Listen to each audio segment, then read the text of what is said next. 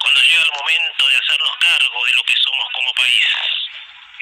Comentarios, reflexiones, pensamiento de ojo a oído. Bueno, gente, quiero comentar algo que se dio a conocer en la semana, ¿sí? Del ministro de Economía, Luis Caputo, entre tanto, por supuesto, porque ha dicho algo, gente, que talla con una realidad económica también. A ver, ¿qué pasa si cuando hablamos de los créditos, gente, ¿no? Porque es parte del impulso en la economía. A ver, gente, si de economía hablamos, ¿sí? Debemos tener en cuenta que el crédito es un impulsor directo para desarrollar grandes proyectos que tengan que ver con grandes emprendimientos. Pero ¿qué pasa cuando el acceso al crédito se torna complicado? Pasa que no se pueden emprender proyectos de una y que cada uno se vaya desarrollando. O sea, al no haber proyectos no hay desarrollo. Eso, por supuesto, queda claro. El ministro de Economía, como te decía, Luis Caputo, dijo en una nota a Crónica TV que la justicia social es que la gente tenga crédito y que lo más importante es que las personas tengan trabajo, y al crédito lo calificó como el motor de la economía. El ministro de Economía reconoció que el mercado crediticio está frenado, situación que atribuyó al shock político del año pasado. A ver, hay cosas, ¿sí?, que dice en esta nota el ministro de Economía que son ciertas, que la base principal es tener trabajo y capacidad de ahorro, que esto último en este país es casi misión imposible porque, bueno, gente, la moneda se estará recuperando, pero sigue siendo la sensación de que el poder adquisitivo no tiene obviamente esa validez que se necesita para comerciar, para mover obviamente el emprendimiento, el proyecto. Por eso, cuando un banco de créditos, es obvio que el interesado, ¿sí?, tiene que dar garantías. Es parecido a pedir un préstamo, ¿sí?, como lo pidió Macri al FMI, obviamente. Cada operación financiera está relacionada obviamente al préstamo, ¿sí?, que tiene intereses. O sea, vos pedís y lógico, al que te va a prestar te va a decir, bueno, a ver, mostrame qué garantías me das de que me vas a pagar, qué garantías tengo de que vas a cumplir con tu parte, ¿sí?, y no hacer los papelones que hizo el kirchnerismo, ¿sí?, exponiéndonos a juicios internacionales, a rebeldías, obviamente, a aislamientos. A ver, para tener acceso al crédito hay que tener un salario seguro o poder de ahorro que pueda hacerle frente ante la utilidad que se le va a dar a ese préstamo. Claro, hablamos de proyectos, ya sean comerciales o emprendimientos, en donde se requiere inversión. Es muy claro, sí, que los grandes proyectos empresariales o cual fuera, sí, que requiera inversión, se materializa fácilmente por el crédito bancario. ¿Y qué pasa cuando en ese mercado el crédito está frenado? Pasa que el proyecto grande que se facilita mediante el crédito no se puede concretar con tal rapidez, salvo que una determinada economía, según la época, haya permitido que cualquier individuo haya ahorrado. Por lo general, todo se hace con crédito, porque verdad, el crédito mueve los bancos, mueve la tasa financiera. Economistas obviamente saben muchísimo de esto, obviamente, y pueden dar, valga decirlo así, crédito de lo que estoy diciendo. ¿Cómo se pide el crédito?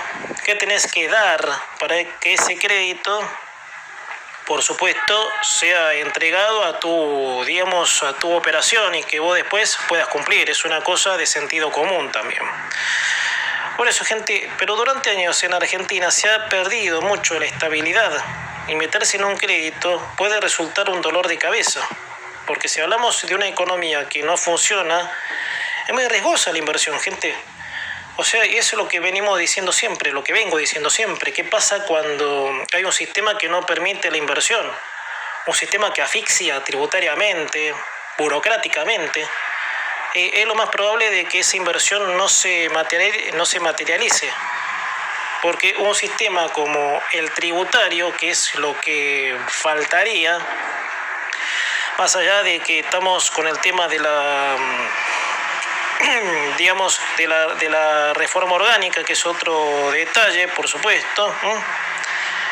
Hay que tener, digamos, confianza, obviamente. O sea, tener en cuenta que hay un compromiso con varias, valga la redundancia, obviamente, variantes de la economía.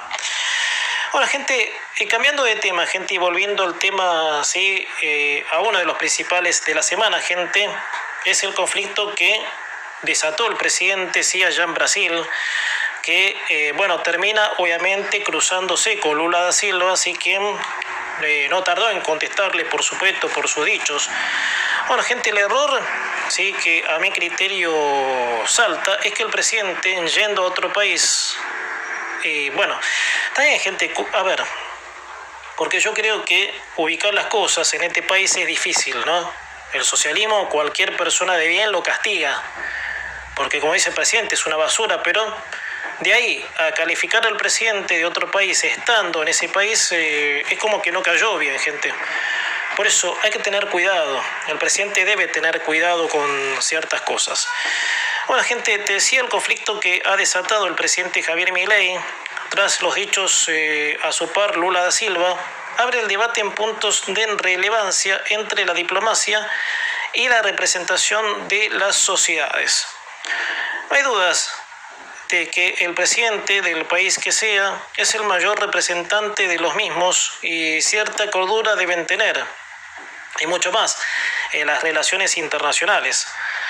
Me parece que muchos apostan a que una relación diplomática histórica, como lo es Argentina con Brasil, no se rompa. Recordemos que Brasil es el principal socio comercial de Argentina. En ese sentido, un politólogo de Brasil se refirió a las críticas de Milei al presidente del país carioca, diciendo que las críticas del mandatario argentino son funcionales a la campaña de Lula, sosteniendo también que la escalada de tensión representa una crisis entre los gobiernos y no entre las sociedades, dijo Oliver Stoenkel, que es el politólogo, ¿sí?, respectivo al episodio.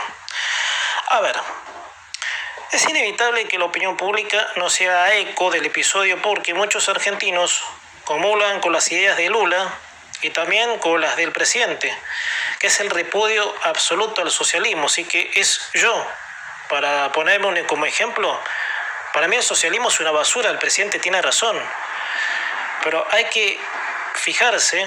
El presidente debe fijarse cuándo y cómo lo dice. No puede ir a Brasil, sí, decir el socialismo, sí, esto, el otro. Tal vez cuidando, obviamente, el vocabulario, sí, porque hay cosas que no se pueden decir porque el presidente es un representante institucional, el mayor representante institucional que tiene un país. Entonces, sí, protocolos, cordura, está bien, pero el socialismo es una basura. Pero hay modos, hay espacios en que se puede expresar. Por eso, gente, lo que dijo este politólogo es subjetivo. Las opiniones son todas distintas, tanto a favor como en contra. Te decía, Argentina y Brasil tienen una relación diplomática histórica, pero los puntos de vista ideológicos siempre hubo diferencias. A lo bueno que se observa es la relación comercial.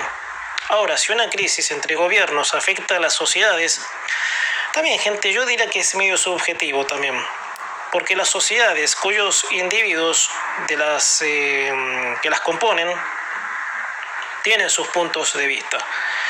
Pasa que lo que dijo el presidente Milei, más allá de una innegable verdad de que el socialismo es una basura, lo dijo al presidente de Brasil estando Milei allí.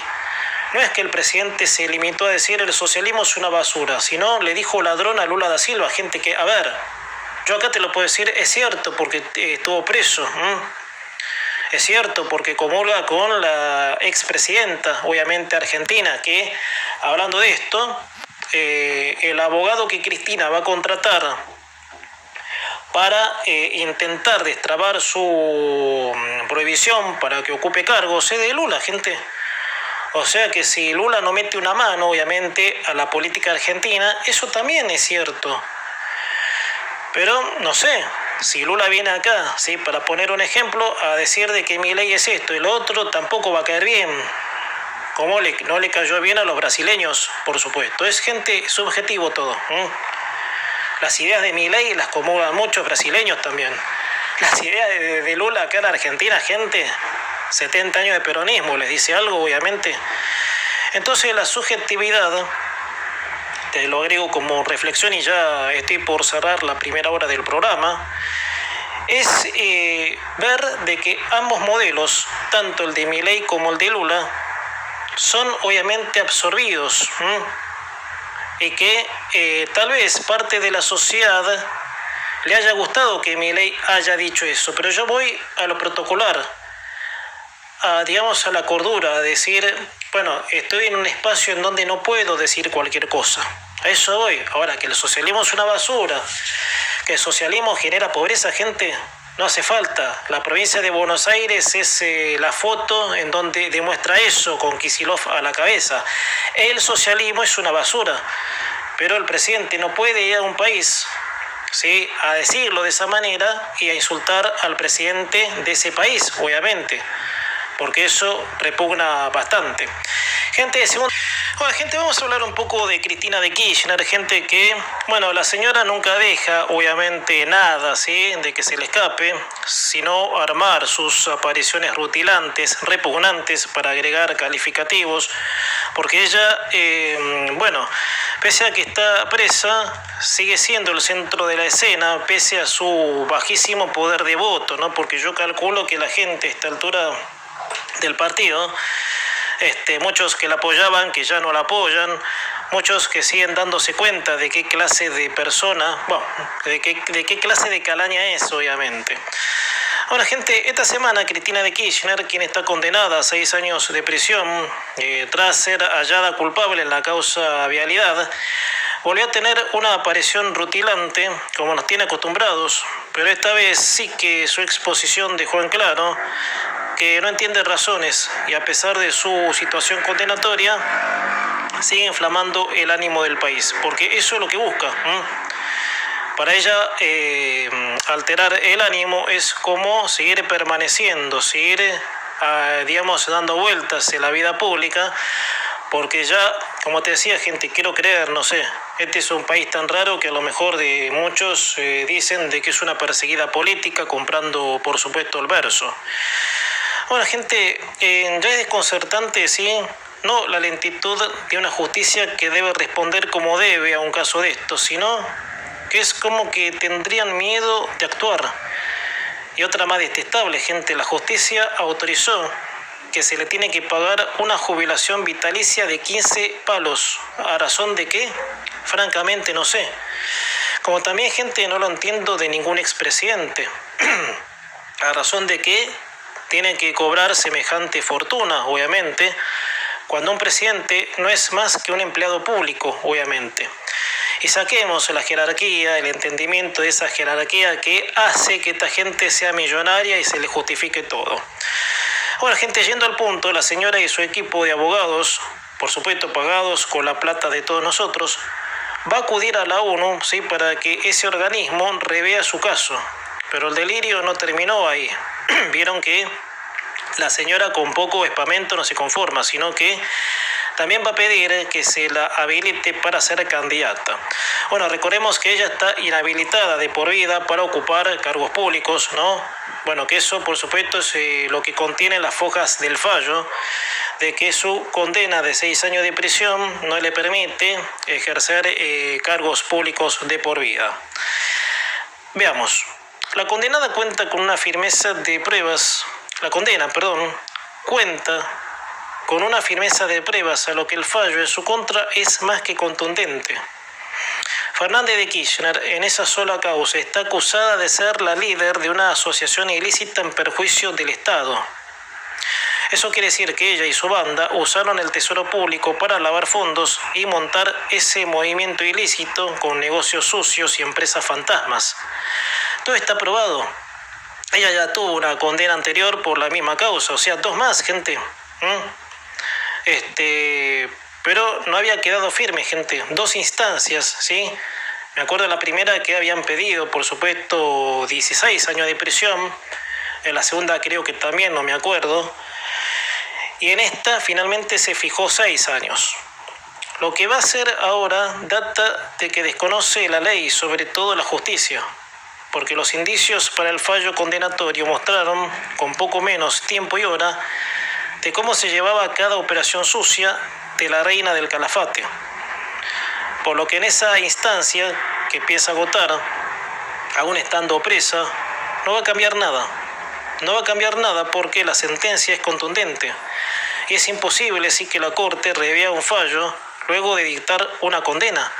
Porque todavía la señora seguirá con su recurso de siempre tan desgastado, persecución política, sí, de los derechos de ser, de sus derechos, pero ella tiene un fallo. O sea, la discusión termina acá, gente, lo cual va a ser un movimiento de guita que no es de ella, de guita que nos robó a todos nosotros, ¿sí? O con la jubilación que todos nosotros le pagamos, un movimiento al divino botón, porque nunca un fallo, aquí en Argentina por lo menos, nunca un fallo obviamente dictado con condena ha vuelto atrás. Eso podría ser si la causa se reabre, pero una causa no se reabre con una condena con todas las pruebas que hay, obviamente. Por eso, esto que va a hacer es como decir, dejémosla hacer ruido, gente, que yo voy un poco a ese reproche de la justicia, porque ella, estando en una prisión en su domicilio, no cumpliendo con los requisitos que se le otorgaron, es como para decir, muchachos, hasta acá llegamos, ¿no? Yo creo que es un poco de, digamos, de ver qué reivindica la sociedad. ¿Cómo puede ser que esta señora, estando presa, porque desde que está presa, gente, a ver, yendo a palabras más directas, desde que está presa no se dejó de joder, o sea, está que le saquen la tobillera de recibir las visitas que quiere, ¿sí?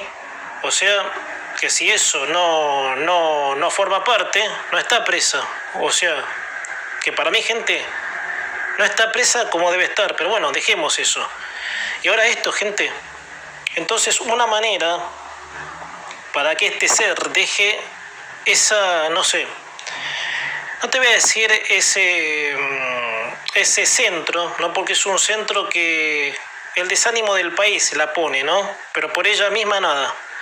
Yo creo que ella misma, si hoy se presentaría, quiero creer, qué sé yo, abro el paraguas diciendo de que este país es rarísimo, obviamente, y la gente, por supuesto, la siga defendiendo, ¿sí? Porque es lo que pasa.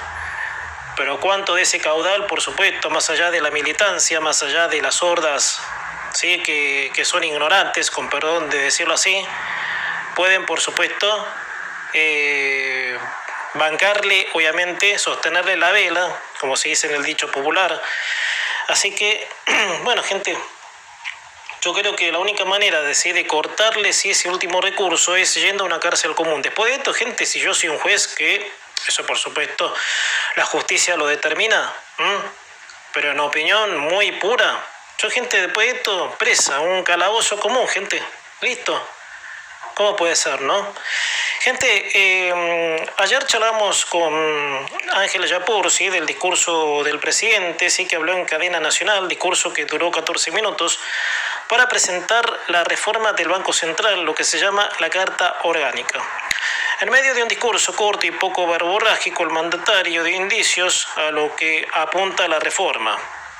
Hubo señalamientos a la incalificable gestión de Cristina Kirchner, quien también prostituyó ese organismo, que es el Banco Central, con la complicidad de Marcó del Pont.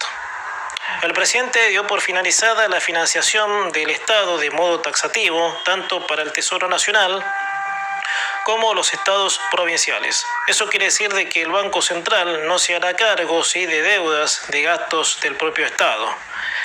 Y fue más directo el presidente diciendo: la reforma viene a poner fin a 91 años de saqueo. Confío en que el Congreso acompañe. Estas reformas cambiarán la Argentina para siempre. Y sí, gente, hablamos de un historial de saqueo y de una ideología que vino a inculcar de que es posible que una economía se podía hacer en base del Estado recurriendo a la emisión. Porque, y para ir al tema emisión, esta reforma le viene a poner fin a la emisión. O sea, el Banco Central no tendría más facultad para emitir. Eso es lo razonable, porque la emisión de billetes sin respaldo ha dinamitado la economía. Eso ya lo pasamos. La consecuencia de tal desbarajuste lleva a la emisión de deuda, como pasó en 2018, cuando a Macri le explota la crisis financiera. ¿Se acuerdan de lo que fue esa apertura, ¿sí?, de emitir deuda con el Fondo Monetario? Que gracias a Dios el Fondo Monetario confió en Macri como confía en Milei. Por eso, gente, ayer, entrelazando un poco, el FMI aprueba el modelo. O sea, el modelo de sacar al Estado de la economía, y eso, por supuesto, hay que tenerlo en cuenta. En la época dorada del kirchnerismo, el Banco Central era cualquier cosa, pero no solo por el saqueo, sino que fue puesto al servicio de una ideología estatista, planificada para destruir. Y bueno, el Congreso deberá entender el modelo, más allá que desde las cámaras el gobierno está fortalecido. Pero también está el pulso político del gobierno, que es eso lo que a mí particularmente me preocupa. Una oposición focalizada y una interna con el PRO. Hay que fijarse en ese detalle también. El presidente se refirió sin filtros a la expresidenta condenada, mencionando del robo millonario que hizo en perjuicio del Estado. Que encima, gente, como te decía recién, ¿sí?, en el otro comentario, todavía está ser, ¿sí?, porque la verdad da para que se escape cualquier calificativo. Ser todavía reclama, ¿sí?, su libertad. No solo su libertad, porque como te decía, ella con poco no se conforma, sino que la habilite, ¿sí?, para volver a ocupar cargos públicos. O sea, gente de una demencia digamos, espeluznante. Bueno, gente, a ver, seguro que vendrán días de debates cruzados, porque la Argentina consta de una matiz cultural. Cuando a principio de este gobierno se palpaba que la cosa iba en serio, y con este paso agigantado, sin dudas, ojalá y de una buena vez se termine el estado benefactor de ideólogos de una patria que no se rendirá, aunque todo explote, de un país con el 50% de asistencialismo. Gente, 20